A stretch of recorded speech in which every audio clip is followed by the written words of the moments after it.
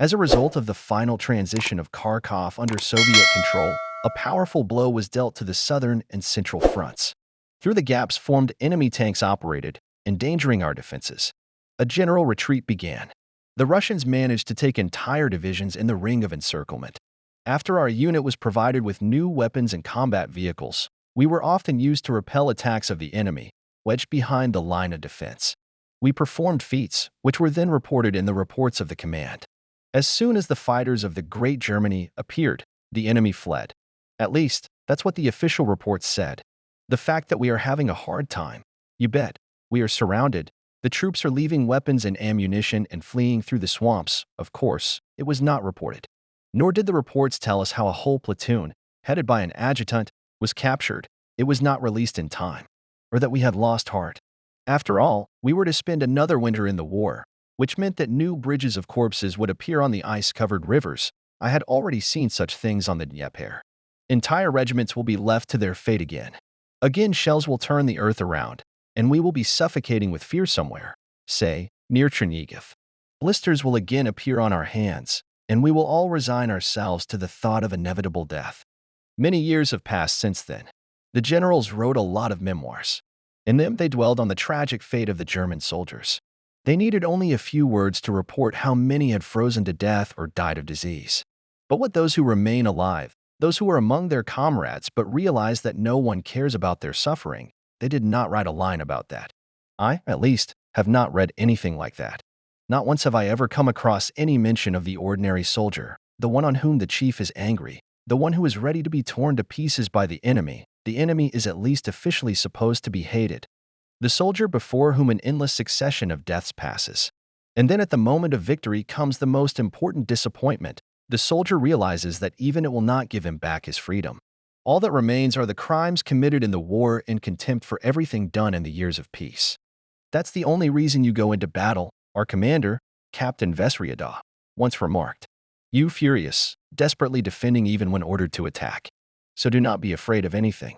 For life is war, and war is life. Freedom is a fairy tale for simpletons. In moments of despondency, Captain Vesryada always came to our rescue. He never boasted of his rank. On the contrary, he always emphasized that he was one of us. The captain spent hours together with us in the guardhouse, and sometimes came into the dugout and started a conversation. At such moments, we forgot about what was going on around us. And now, in front of me, as if in reality, stands his haggard face. There he sits among the soldiers. The lamp casts an uneven glare on his face. Vesryada was fond of saying, Germany is a great country. That's why it faces enormous problems. How are we worse than the enemy? We must follow orders, even if we do not agree with them. After all, our country, our comrades, our families are behind us. Half the world is against us. You know what I mean. I've traveled all over the world. I've even been to South Africa and New Zealand. I fought in Spain, then Poland, then France. Now I'm fighting in Russia. Everywhere I've seen the same thing. Even my father taught me to be flexible, and although I have had a lot of troubles, I followed his advice. Often, instead of drawing my sword, I just smiled and told myself that it was my own fault. The first time I encountered war, it was in Spain. I decided to lay hands on myself. I was so sick of what we were doing there. But I saw how the Spaniards behaved. They, too, believed they were fighting for a just cause, and were not ashamed to kill. I have seen how the French, having recovered from fear, took up arms. They began to fight, even though it was useless. And we were ready to give them a hand. People don't like change at all. They fear them, hate them, and will fight for what they were protesting against, as long as everything remains the same.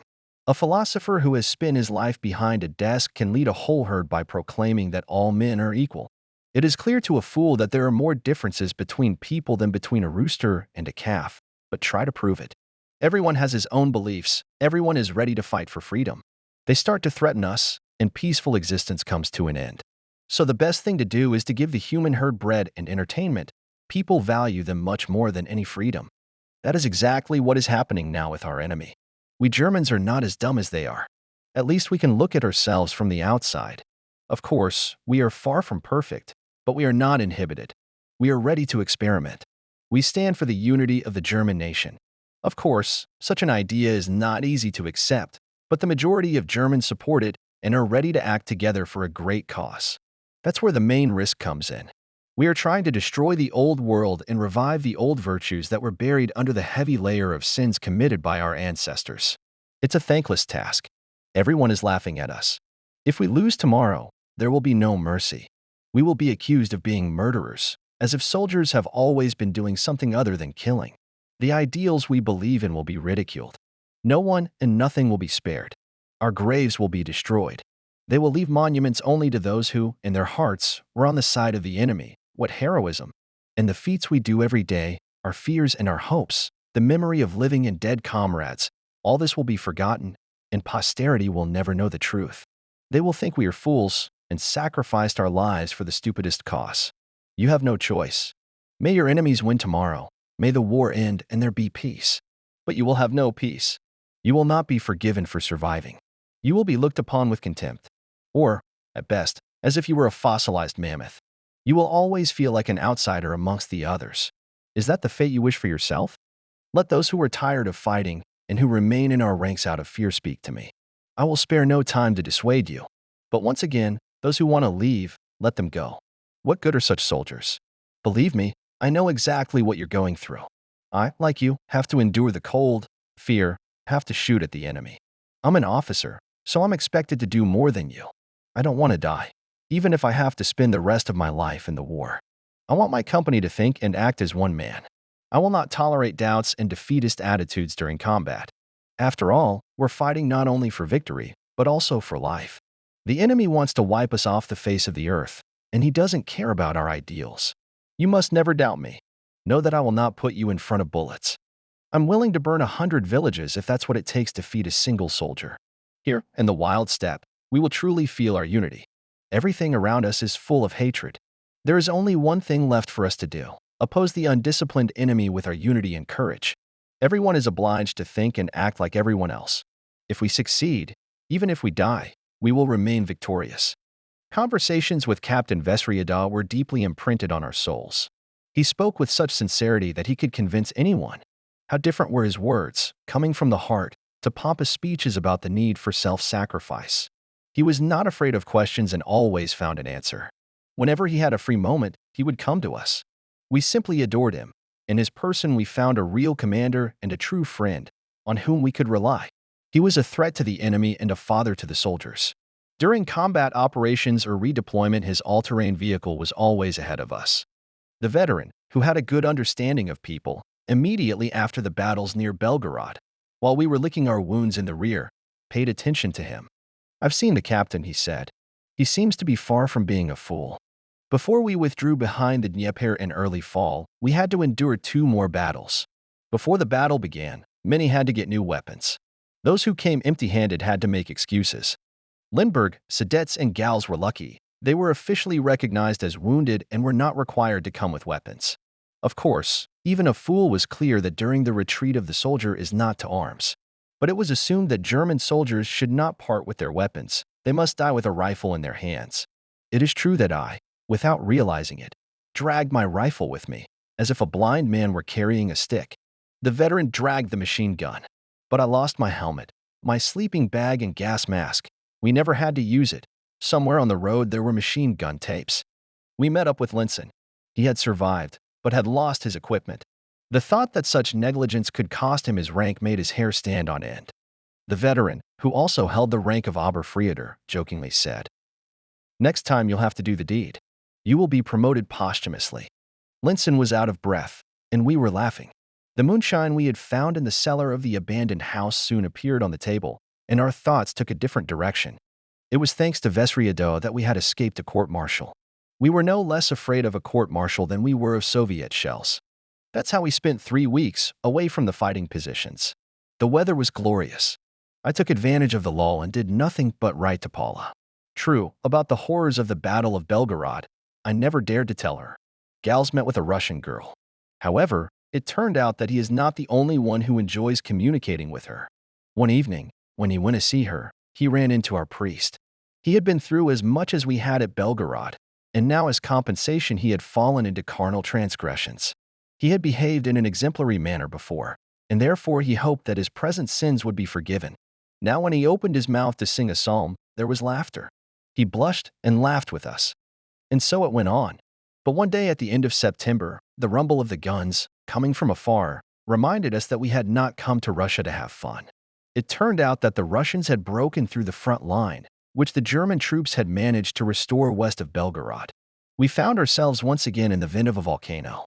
Our generals, who thought that the troops should if not go on the attack, then at least hold the front, with great delay realized that the extermination of our soldiers only slightly held back the blows of the Russian army, which led the offensive along the entire central front.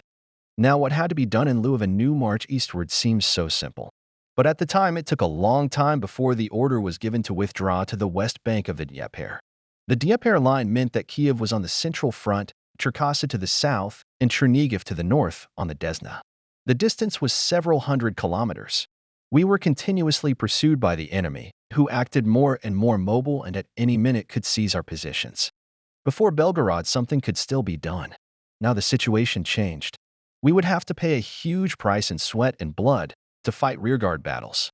The late retreat cost the Wehrmacht many more lives than the offensive had taken. We died by the thousands that autumn in the Ukrainian steppe, and how many heroes died in battle without being recognized. Even the stubborn ones realized that it doesn't matter how many hundreds of Russians you kill, how bravely you fight. After all, the next day there will be just as many more, and then another and another. Even a blind man could see that the Russians were driven by desperate heroism, and even the death of millions of compatriots would not stop them. It was clear that under such circumstances, the one who has numerical superiority wins. That's why we despaired. And can you blame us for that? We knew we were certain to die. Yes, our deaths would allow troop movements, serve a good purpose. But we did not want to die, so we started to kill everyone indiscriminately, as if in revenge for what was ahead of us. As we died, we realized we'd never been able to avenge ourselves. And if we survived, we turned into madmen and could no longer live in peace. We tried to escape from reality, but clear orders were like morphine injections for us. On the Dnieper, we were told, everything will be easier. The Ivans will not break through the defenses. Courage. Do everything to delay them if you want to wait for reinforcements. On the Dnieper, the Russian counteroffensive will collapse, and we'll resume our offensive to the east. No matter how panicked and desperate we are, an order is an order. The enemy was amazed at the courage with which ordinary German soldiers fought. We retreated to the Dnieper, each time retreating 100 meters, and delayed the enemy as long as possible. And our comrades were dying around us. Fighting continued for several days along the front for hundreds of kilometers. Those who managed to escape and get to the river were met by a mass of people waiting for a crossing. At the bridges, restored by our sappers, stood whole armies. Soldiers tried to cross the river on any boat. The Russians followed us on our heels, fought throughout the perimeter of the defense, and it was constantly shrinking. Partially we were protected by the Luftwaffe aviation, but soon our planes could not resist the numerical superiority of MiG and Yakov. Those who managed to escape the enemy's anti-aircraft fire were engaged in battles with enemy fighters, which were becoming more and more numerous. Those who could not cross the Dnieper were fighting. Their chances of survival were 100 to 1. We performed heroic feats, proving once again what German soldiers are capable of. The weather was good, and more than once we were lucky. However, there are victories that cannot be celebrated. After all, you cannot talk about the victory of an army struggling for survival. And yet they were victories. True, they cost us more than the battles we fought as conquerors. On the banks of the river we were fighting not to take a city or a neighborhood, but to avoid disaster. Everyone knew and felt this. There were hours and days when calm reigned, but anxiety and expectation pressed us so hard that we threw ourselves into battle, only to be struck by the red monster that wanted to swallow us up. We managed to avoid total disaster. Army Group Center made a breakthrough, and the regiments that continued to fight were ordered to retreat. During the night we destroyed everything, leaving only light weapons. Those who fought on the shore were to be transported by ships provided to move the remnants of our troops to the west. But the soldiers fighting beside the river, plunged in fog, did not wait for their friends. Instead, they were met by Ivanov's machine guns. The Russians were ahead of us, sinking boats, killing sailors. The soldiers threw themselves into the river and tried to swim to the other bank, leaving their weapons behind. The Russians were shooting at the heads sticking out of the water as if they were targets in a shooting gallery. Some of the soldiers may have managed to swim to shore. Some of the soldiers managed to get on the ships that came up later, which were fired at from the shore and from the sky. Some of the ships were surrounded by enemy gunboats. The soldiers in them fought to the last. Most of them died. The Russians took no prisoners. We hoped that we would be safe on the western bank of the Dnieper and create a new front. We built fortifications and prepared to stay there for a long time. This time the Ivans would not break through. It snowed. We began to build dugouts, reorganize, and wait. But among the soldiers, the news spread with the speed of a Russian rocket. The officers tried every way to hide what was happening, but reality was too strong. It broke down the barriers of secrecy, and with them our fragile dreams. From Cherkasy in the east and from the Dnieper in the west, the Red Army was coming at us. In the north, the Russians crossed the Desna. A huge number of soldiers died at the confluence of the Desna and the Dnieper. Winter came. Snowfall instilled despair in us. We were exhausted, and there was no respite. How much longer could we retreat? Where to? To Pripyat? To the Bug? To the Oder? The veteran grinned. But is it possible? From these lines you can understand the situation in which we found ourselves. I am not trying to restore the chronology and geography of the Russian-German War. It is important for me to give an idea of the difficulties we faced. I never knew where our troops were moving, where the center of fighting was, and I will not be able to outline the front in every period of the war. That is a matter for former staffs. I can only describe individual events, but in minute detail. Even the smell evokes tragic memories in me, and I immerse myself in them, forgetting about the present. I have learned the meaning of the word courage on my own skin. Days and nights of humility and despair, the fear that you fight, even though your brain is no longer working. The frozen ground, lying on which you feel chilled to the bone. The scream of an unfamiliar soldier in a neighboring trench. You start praying to all the saints, even if you don't believe in God. To describe exactly this is my task, even if I have to plunge back into nightmarish memories. After all, that's what I set out to do, to bring to life the moans coming from the slaughterhouse. People like to learn about war without the slightest discomfort. They read about Verdun or Stalingrad in a comfortable armchair with their feet up by the fireplace, ready to go back to their normal activities the next day. In fact, you are lucky if you don't have to describe these events in a letter to your family, sitting in a dirty trench. You should read about the war when you are facing problems. And remember that no peacetime worries are worth the gray hairs. Only an idiot would worry about a paycheck. War should be read about during insomnia, when you're too damn tired, or at dawn, as I'm writing about it now, after an asthma attack. Those who, after reading about Verdun or Stalingrad, share their theories with friends over coffee, have understood nothing. Those who read about the battles with a silent smile consider themselves lucky. After all, they remained alive. I continue the story of our life, how we began to come to our senses, although in the distance already heard the rumble of guns. A little bit of everything, grumbled the Sudettis. For 24 hours the troop transports had been bringing us reinforcements. Each village hut had become a temporary headquarters for the officers who were deciding what would happen to those they were leading into battle. The soldiers themselves waited patiently, huddled around the guns, which were 10 times more numerous than the houses. We were kicked out of our apartments.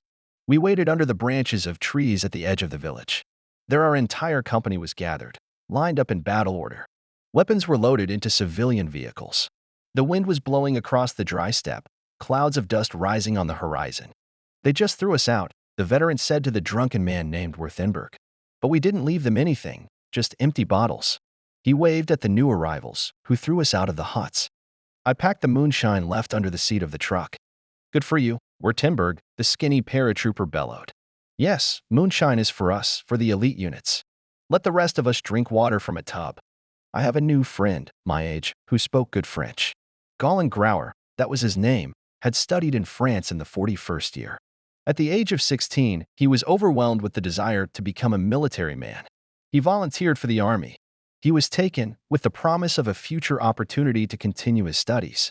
Grauer marched, stamping his step, and sang, "With my people I am everywhere and everywhere." Then he went through the war in Poland and over vast stretches of Russia, and visited Belgorod. Now he sits and ponders peace and war. Like me, he dreamed of becoming a famous aviator, flying a Junkers 87. Like me, all that remained of that dream were the huge birds whose cries came from the sky. We had little in common in ordinary life, but the failed dream brightened our relationship. I hardly saw Gals these days. He was absorbed in the girl who was helping him forget the war. Gal shared with me what was troubling him. If Captain Vesriada doesn't allow Amy to go with him, the Reds will kill her. That can't happen. I understand, but what can be done here? I replied.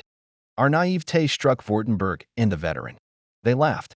If everyone in the company will take the girls they sleep with, there will not be enough cars for the entire division. Don't you realize that's not what this is about? Wipe your tears. There'll be time to do the same thing somewhere else. You're just thick-skinned. Many jokes were made about it, but gals didn't find them witty. You're in love with her, gals. I knew very well what the word in love meant. Grauer had the same experience in love affairs that I had. Gals calmed down a bit. Let's go for a walk. He put his arm around our shoulders. At least we can talk to you two like human beings. We stepped back and he revealed what was bothering him. Gals had fallen head over heels in love, so much so that he couldn't love anyone else. He insisted on the latter. As much as I'd assured myself before that I wouldn't tell anyone about Paula, I immediately told Gals and Grauer. So that's why you had that look on your face at the end of your vacation, said Gals. Why didn't you tell me? I would have understood. We had a long discussion about our love troubles. Gals said that I was lucky. At least you'll see her again, he said. We watched the twilight fade and the stars appear in the sky. At dawn, the company set out on the road, westward. In the afternoon, we watched an air battle, and Grauer and I remembered how we wanted to enter the Luftwaffe. Messerschmitt 109 came out victorious. 7 or 8 yaks crashed to the ground, scattered with fireworks. By noon, we reached a strategically important base. Here there was a regrouping of 30 companies, among them ours. The result was a large motorized formation. For the first time, we were given double-sided clothing, white on one side and camouflage-colored on the other. We were examined by doctors, which we had not expected. We were also given a supply of food. Our autonomous detachment was commanded by a tank colonel. The supply of armored troops pleasantly surprised us. Drivers and mechanics inspected the vehicles for the last time and prepared to go on the road. Engines roared. Tanks rumbled. From the outside, you could think that the auto racing began. 2 hours later, the order came to move out. Me and Gals, Grauer, and other old friends climbed into a brand new truck. It had wheels in the front and tracks in the back. We got to the woods at the edge of the airfield. Everything was going fine. We were hampered only by the dust rising from the road. The filters installed on the new cars, sometimes so large that the hood could not be closed, helped little. We stopped for a break in the shade. We shook out our dust-grayed uniforms. Though we had traveled only a little, the dust had gotten everywhere, and most of all it was in our mouths. Damn country, someone muttered. It is impossible to live here even in the fall. Another regiment of the same number joined us. We positioned ourselves along a large shrubbery. Vesriada was conferring with other officers at the radio operator's truck. It was covered with camouflage netting, so that the vehicle could not be distinguished from the foliage. Pieces of cloth fluttered naturally in the wind. We became a powerful, well-organized unit. In our 2 regiments were collected 6,000 to 7,000 soldiers, about 100 tanks, the same number of machine guns, and several mobile workshops.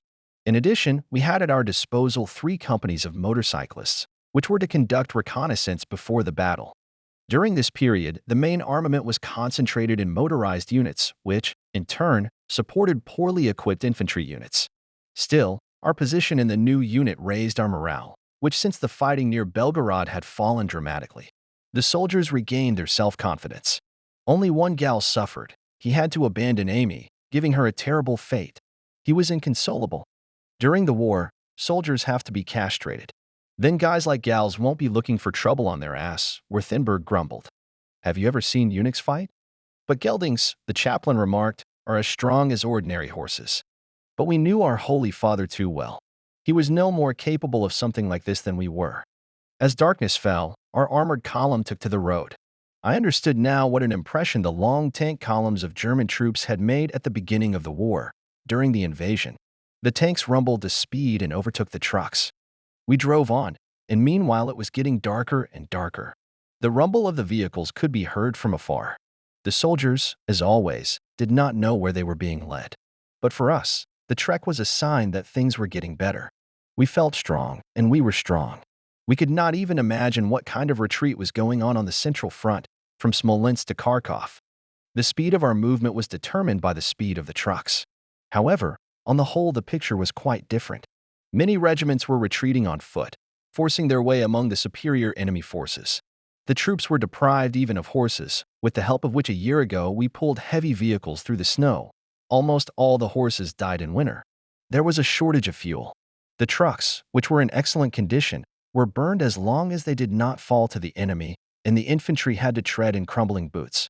The Russians knew perfectly well what was happening to us, and spared no pains to weaken the strength of the army as much as possible. All resources were placed at the disposal of units that had undergone complete reorganization. These units were sent to places where the situation was particularly desperate. This was the case with our unit, and we thought that the step was ours again. The main difficulty was the impossibility of full-fledged logistics. At dawn, the armored army stopped. Both men and vehicles were covered with mud. We reached a huge forest that stretched far to the east as far as the eye could see. We were given 2 hours rest, which we did not fail to take advantage of, but were awakened before we could sleep. The weather was beautiful. A soft, cool breeze was blowing.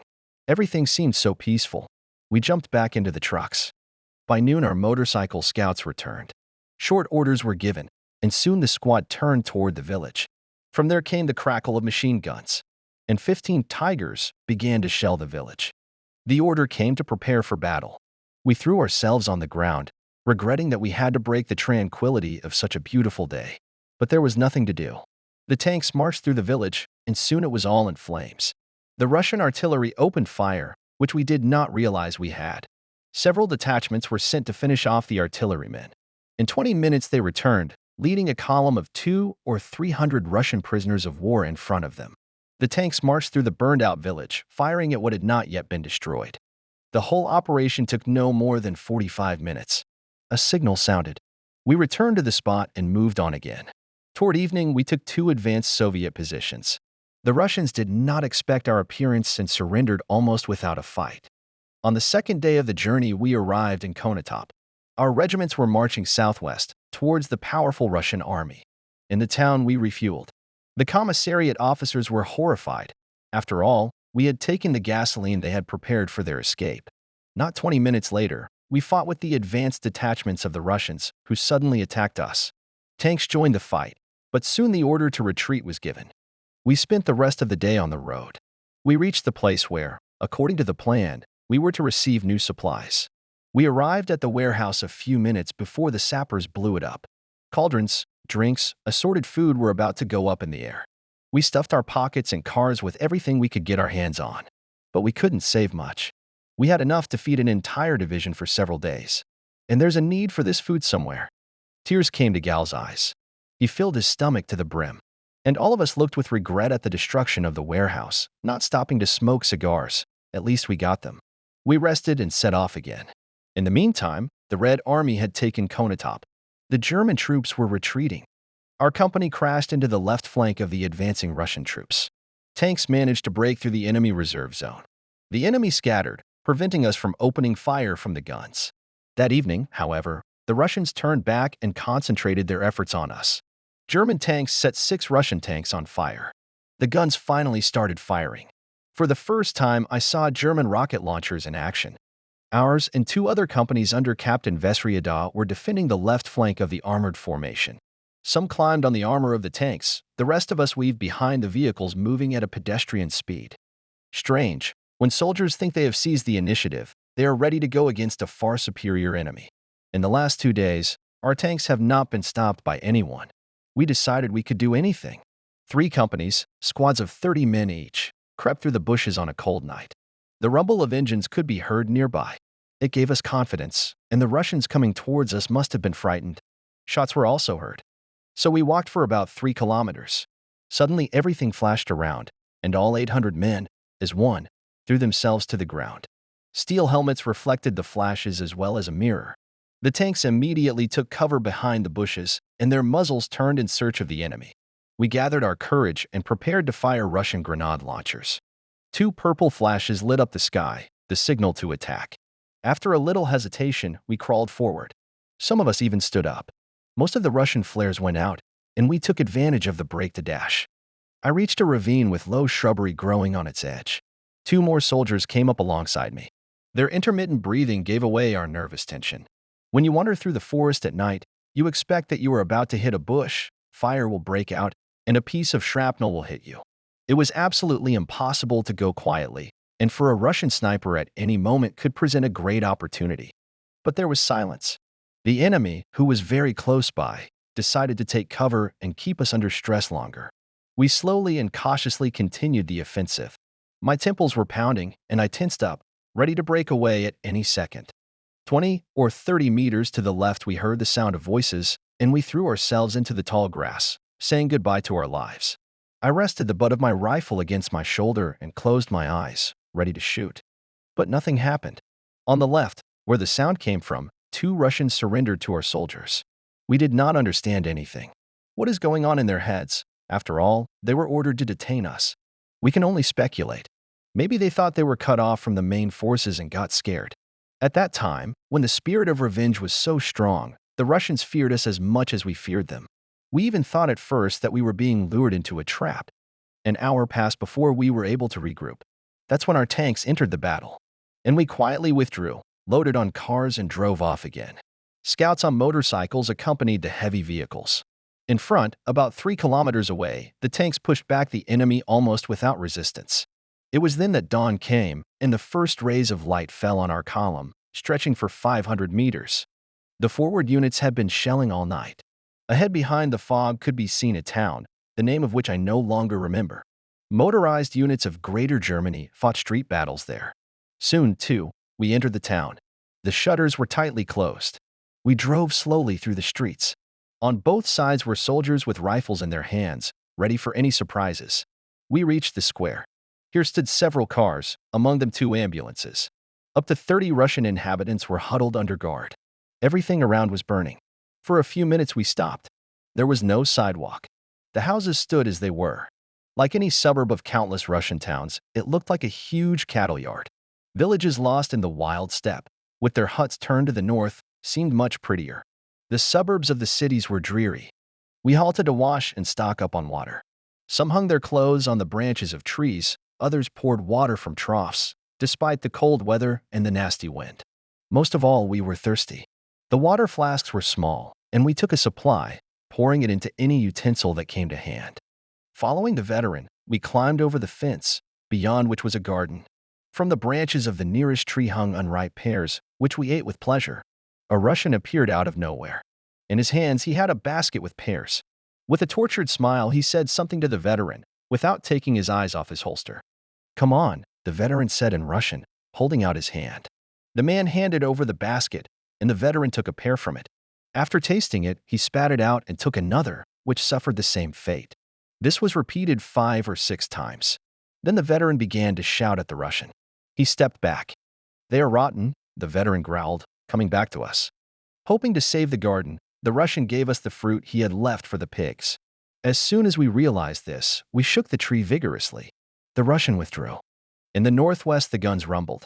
Our advanced units were engaged with the enemy. Continuing on our way, after half an hour we got out of the trucks again. Feldfebel's whistle called to prepare for battle. It was already simmering 2 kilometers away, in a small village near the factory. Vesryadat briefly explained our task, to neutralize the large enemy units holding the village. To fulfill the task were sent 2 companies. The rest continued to move. We headed for the village, where rocket launchers and anti-tank guns had already been deployed. The Russians, who were watching us from their trenches, immediately fired shells at us. If they had taken better aim, we would have all been killed. Fortunately, this did not happen. We rushed for cover. Our 2 companies split up and partially surrounded the Russian trenches. We then waited 10 minutes while the captain discussed the coming operation with his subordinates. The officers returned to us and named the positions to be taken. While they were explaining, we looked around, searching for any place where the enemy might be hiding. But all was quiet, and the task set before us seemed childish. Nothing moved. Only the noise of armored units moving away along the road was heard. The Russians were quiet. Many even thought that they were already finished with them. The order was given. Forward. From cover, duck down, came out soldiers. There was laughter. What was that? A game or bravado? The soldiers reached the first huts. Still quiet. No one in sight. I joined my platoon. Gals was there. We exchanged glances with him, which said much more than a long conversation. Things would be different now, we thought. The battles on the Don and the retreat from Belgorod were in the past. It would not happen again. We knew, of course, that the war was not over yet, but during the last week the enemy kept retreating. Soldiers were making their way through the ruins, 5 or 6 tankers among them. One of them threw a grenade through an open window. A second later, there was an explosion in the air, and then a groan, of which we had heard many. A Russian woman in white jumped out of the window, got up, and, screaming, ran towards us. One of the soldiers raised his rifle, and it seemed to us that it went off. But the woman kept running. No one uttered a word. For a second, the war stopped. Grenadiers kicked the door open and rushed into the house. 3 more civilians came out, 2 men and a child. The Russians didn't remove the civilians from the village. We will have to take into account that there are civilians left here. Vesrieto realized this. From the loudspeaker mounted on the half-track vehicle came a few words in Russian. Probably the Russians were being given the opportunity to lay down their arms. But the vehicle had gone only 100 meters when tragedy struck. Suddenly the car flew into the air, and several deafening explosions sounded in the air. The nearest huts exploded. The village disappeared from our eyes under clouds of dust and smoke. 2 charred figures jumped out of the burning car. "Look out for mines," someone shouted. But his voice was drowned out by the rumble of howitzers. Geysers of fire rose up ahead. Roofs flew from the houses. The Russians immediately reacted to the shelling. They opened fire from 2 batteries of heavy howitzers. A shell exploded 150 meters away from us and shook the ground. Despite the fact that the surrounding area was full of mines, the signal to attack sounded. We ran out of cover and rushed to the nearest hill. The anti-aircraft guns were firing ahead. The Russians were shelling everything around them from multi-barrel machine guns mounted on trucks. 15 minutes ago, everything had seemed so simple. Now the situation had changed radically. It was as if our confidence was gone. There were 5 of us hiding among the bricks in the ruins. Each explosion buried us deeper into the mud. From the direction of another pile of bricks, we could hear the shout of a field sergeant. He was ordering us to fire at anything we saw. However, even the bravest among us did not raise their heads. Only anti-aircraft and jet guns did not interrupt the enemy's fire. But the one so far had the advantage. 30 meters away from us killed 5 soldiers huddled behind a small shed.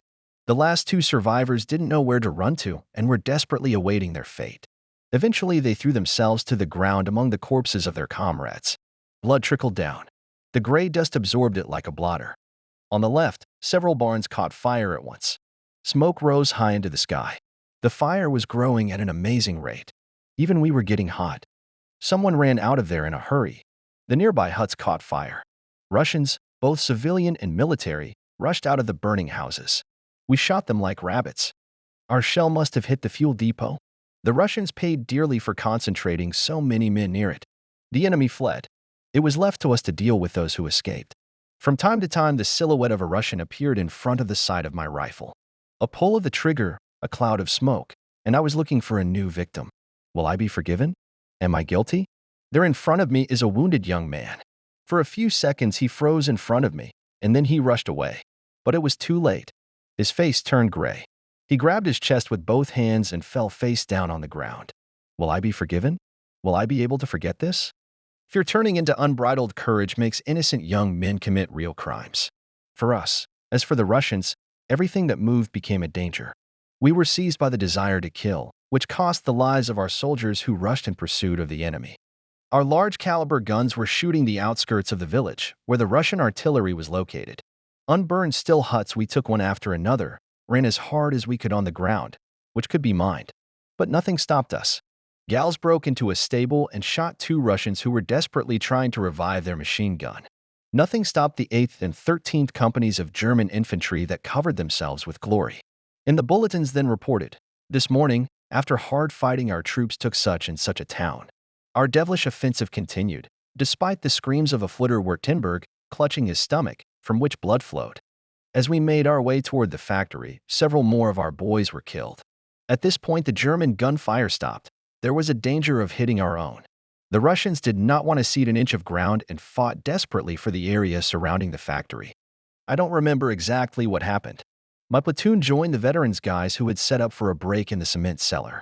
We drained our flasks but never quenched our thirst. Everyone was covered in mud.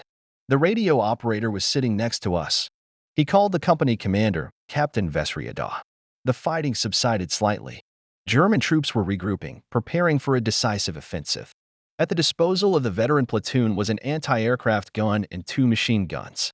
Our platoon had machine guns and rifles. The sergeant positioned us along the cistern and indicated the positions we should take during the attack. The hardest part was getting through the minutes of waiting. Suddenly, the Russians appeared. They were making their way through the scaffolding. In his hand, one of them carried a white flag. There were at least 60 of them, not soldiers, but probably factory workers or partisans. They approached us and began to negotiate. The veteran spoke excellent Russian and talked to the prisoners about something. Then the soldiers took them aside. There was a strange calm when it seemed that friendly words exchanged between the opponents could end the violence. We sat down and drank. But we didn't think about it, didn't realize how difficult it was to take the step these people had decided to take. Even those who strove to survive and understood how difficult it was for our opponents did not take their eyes off the factory. Soon we would have to attack it. Animals have a much stronger survival instinct than humans. They run from fire. But we, the chosen ones, the kings of nature, stubbornly march forward like moths striving for a candle. It's called courage, which I lack. Fear gripped my throat. I felt like a sheep on the doorstep of a slaughterhouse. I don't think I was the only one who felt that way. A soldier with a blackened face standing nearby muttered. We should have surrendered. But what did it matter how we felt? The telephone rang. An order sounded. Platoon, forward. First and second squad, count a one. First, second. First, second. I became the first and, therefore, could stay in the cement shelter, which for me at that moment was better than any palace. After all, death was raging outside. I suppressed a smile. I wondered if the paramedic would notice and send me into battle. In my mind, I thanked God, Allah, Buddha, heaven, earth, water, fire, trees, whatever I could think of. After all, I am staying in the basement, which will be my cover. The soldier next to me was number 2. He looked at me desperately, but I stubbornly looked past him so he wouldn't notice my joy. I looked at the factory, as if I should be the one to make this throw, as if number 2 had fallen to me. But my neighbor will go to check the factory. Feldfebel gave a sign, and the neighbor with the others came out of the shelter. Immediately, Russian machine guns rang out. Before hiding at the bottom of the shelter, I saw the bullets kicking up fountains of dust along the path of the fleeing soldiers. The bursts of guns and grenades drowned out the cries of the wounded. Attention! Number 2, forward! Rushed forward veteran, who did not part with his machine gun. And now it was my turn. The ground was rising all around, and for some reason I started thinking about numbers. Usually people start counting with 1. Why did the second go ahead this time? But the question hung in the air. I didn't have time to think of an answer when the order came. Number 1. Forward, let's go.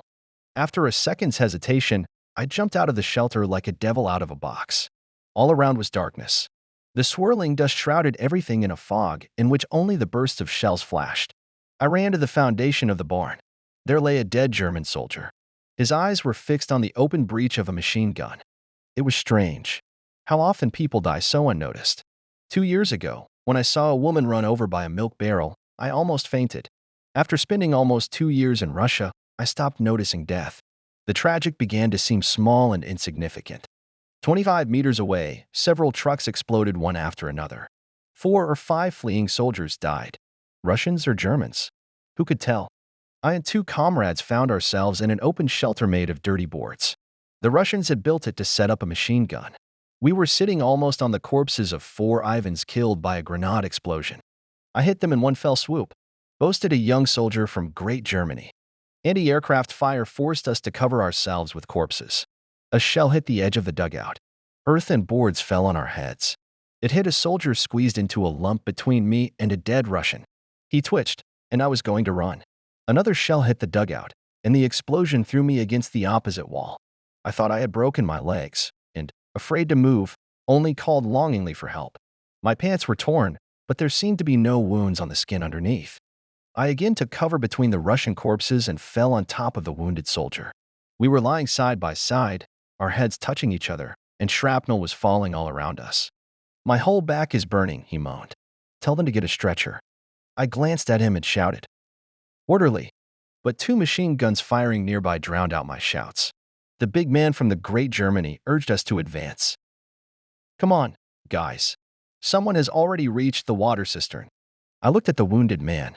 He grabbed my sleeve and looked at me with a pleading look in his eyes. I didn't know how to explain to him that I couldn't help him.